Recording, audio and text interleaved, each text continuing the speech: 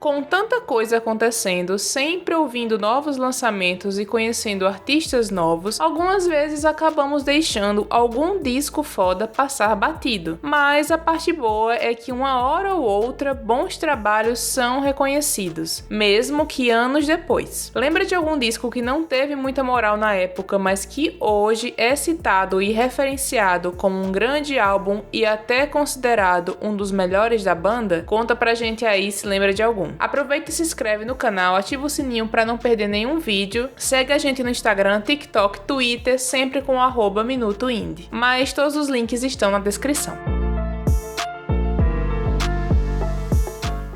O Interpol completa 20 anos desde que lançou seu disco de estreia e o maior de sua carreira, o Turn On The Bright Lights. A banda e o disco surgiram na mesma época em que The Strokes, The Vines e The White Stripes também começaram a aparecer. Por mais que o trabalho tenha sido até bem recebido pela indústria musical, não alcançou muito público e grandes posições em listas como por exemplo da Billboard. A banda era muitas vezes comparada com Joy Division. O Interpol tinha eles como influência sonora e foi uma das que ressuscitou um pouco do post-punk no começo dos anos 2000. Talvez por conta dessa influência e sem nenhuma tentativa de disfarce, o disco soa obscuro e sombrio, ao mesmo tempo em que seja o que mais descreva quem é o Interpol. Muitos dos fãs só vieram conhecer a banda alguns anos depois, mesmo a Pitchfork falando muito bem e dando um 9.5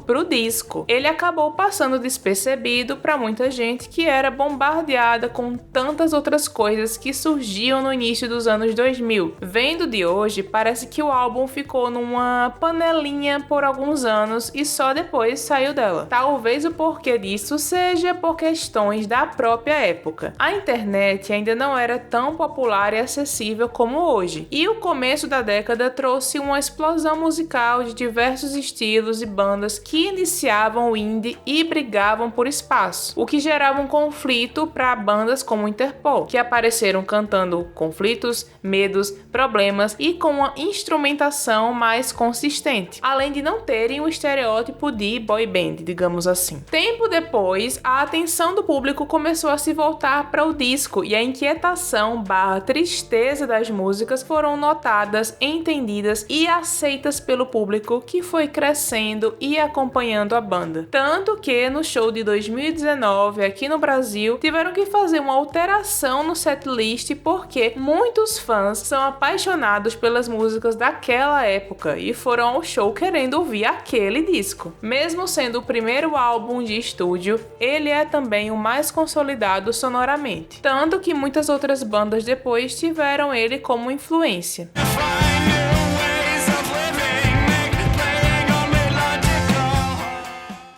O King Gizzard pode ter nos frustrado por terem o show cancelado aqui no Brasil esse ano, mas vamos continuar falando deles sim. Até porque eles são foda e pouquíssimas pessoas deram moral durante todos os tantos discos que lançaram nos últimos anos. Se assusta quem entra na discografia dos caras e vê uma banda de 2010 com quase 20 discos na bagagem. É difícil citar um álbum em específico para encaixar nessa lista, porque só em 2017, por exemplo, a banda lançou 5 discos e desde essa época estamos falando deles aqui no canal. Não faltaram oportunidades de ouvir a banda. Eles apareceram lá no KEXP em 2015, mostrando rock psicodélico cheio de energia e fritações sonoras. Voltando alguns anos, em 2012, eles lançaram o 12 Bar Blues, disco de estreia que não estourou de primeira, mas que teve uma ótima recepção do público e da crítica que acompanhava. O Omnium Gatherum é o disco mais recente da banda e um dos mais interessantes. Sempre tiveram como foco fazer música, sem ligar para o mainstream. A construção de um público que aceite um universo independente, progressivo e cheio de fritações sonoras, com músicas com mais de 18 minutos, sem perder a consistência, talvez seja tão difícil quanto criar a própria sonoridade. Ainda mais numa época em que o indie, que que o Arctic Monkeys, The Neighborhood e The 1975 começavam a fazer. Calhou de ser na mesma época em que o King Gizzard começava a introduzir a sua sonoridade. O crescimento da banda tem sido contínuo e por etapas. Por anos, o King Gizzard passou longe dos holofotes e mesmo com vários discos, não recebia tanta atenção do público. Por aqui no canal, eles chegaram lá em 2017 como uma banda pra ficar de olho. Quem olha pra discografia e se impressiona em ainda não ter escutado ou não ter dado tanta moral, ainda tem a oportunidade de ouvir antes de eles colarem por aqui. Não vacila que eles deram mais uma chance.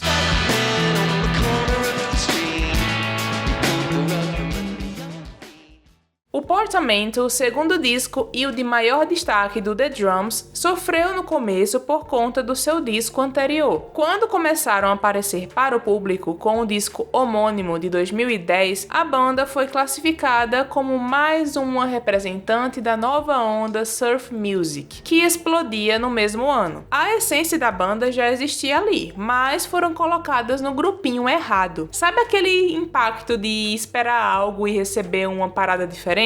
Foi tipo isso que rolou. O Portamento surge um ano depois, em 2011, com uma sonoridade mais baixo astral e letras melancólicas. Mesmo que em seu lançamento a indústria não tenha enchido o disco de elogios e até feito críticas, como as de que as músicas soam similares e que é um disco irregular, ele hoje é um clássico para quem viveu aquela época. Talvez a sua recordação não se deva ao fato de ser um disco inovador, o mais bem produzido e tudo mais, mas ele ainda hoje traz um clima de nostalgia. O mesmo motivo que atrapalhou King Gizzard é o motivo de consagração do The Drums. A era indie surgia e colocava o disco num lugar confortável e aceitável, não sendo aquele disco dos caras que fazia surf music, mas de uma banda com um som post-punk e new wave, famosa por lembrar grupos oitentistas, como The Smiths e Joy Division. Inclusive, eles vieram aqui no Brasil esse ano para fazer um show comemorativo aos 10 anos do disco, que completava ano passado.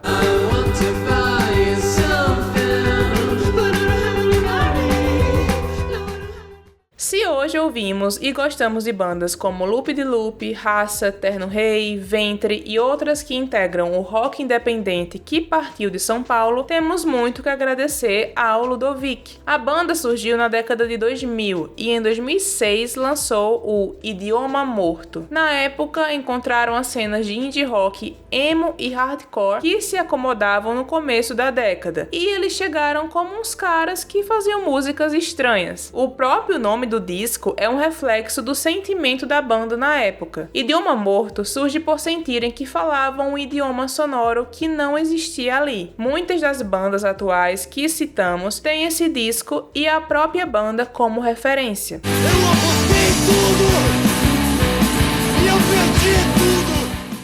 Anos antes desse disco da Ludovic, em 2001, o Los Hermanos lançavam um dos mais memoráveis álbuns da banda, o Bloco do Eu Sozinho. Eles vinham da música que havia os colocado nos holofotes e que é o seu maior sucesso até hoje. É válido dizer que, para muitas pessoas, eles são apenas aquela banda que canta na Júlia. Mas, muito mais que isso, a banda e esse disco, em específico, são grandes responsáveis pela música alternativa e indie brasileira. Após o disco homônimo de 99, a banda iniciou uma briga com a gravadora que esperava hits que emplacassem nas rádios ao invés de músicas melancólicas e experimentais. Na época, a banda teve uma queda grande com o lançamento do disco. Com o disco homônimo, eles fizeram 145 shows em 12 meses. Já com o Bloco do Eu Sozinho, foram 56 shows em 15 meses. Além de terem vendido menos de um quinto em comparação com o de 99, sendo o Bloco do Eu Sozinho o disco de menor venda dentre todos os álbuns da banda. Só depois de algum tempo do lançamento, a crítica especializada começou a elogiar o álbum, dando notoriedade. Além de tudo, hoje é um álbum importantíssimo para o que a música alternativa criou desde então. E esse é hoje considerado um dos melhores da banda, junto com o Ventura, que foi o disco seguinte.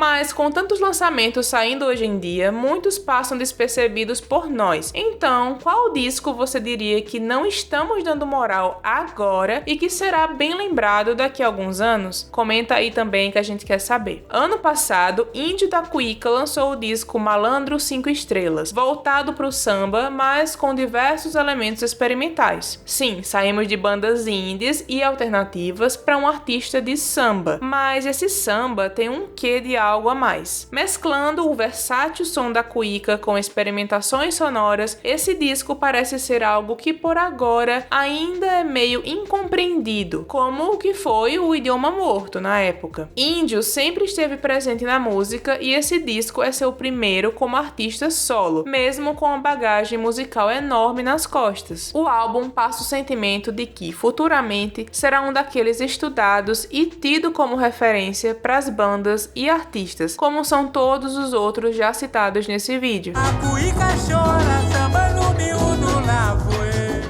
Mas e aí, concorda que esses discos merecem estar aqui? E quem vocês acham que entraria nessa lista de discos que ninguém deu moral na época do lançamento, mas que hoje são tidos como grandes referências? Enfim, fala aí nos comentários e até o próximo vídeo. Pra gente continuar seguindo com o projeto, você pode apoiar e ajudar o Minuto Indie com a sua própria contribuição. A chave Pix do canal é minutoindie@gmail.com, mas só se você puder e quiser. E muito obrigado por assistir o vídeo até aqui.